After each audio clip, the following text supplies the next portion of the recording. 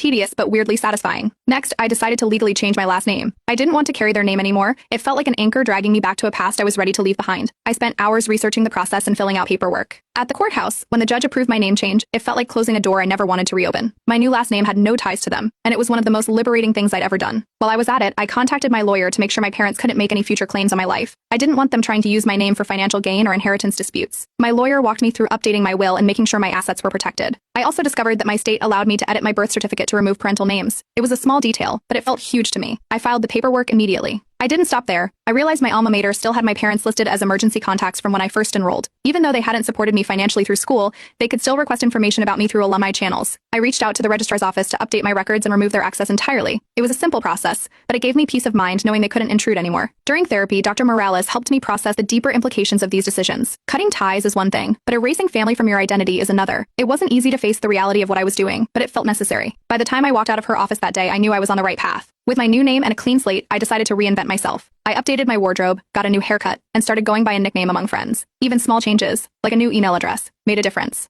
Every step I took felt like I was reclaiming parts of myself that had been overshadowed by my family's neglect. Extended family didn't take my silence well. My aunts and uncles started leaving passive-aggressive messages, asking why I wasn't returning their calls. I finally decided to address them directly. I sent a short message to everyone still trying to reach me, explaining that I would no longer be in contact unless they respected my boundaries. Some didn't reply, but a few sent back long, guilt-tripping messages about how much this would hurt my parents. I ignored them.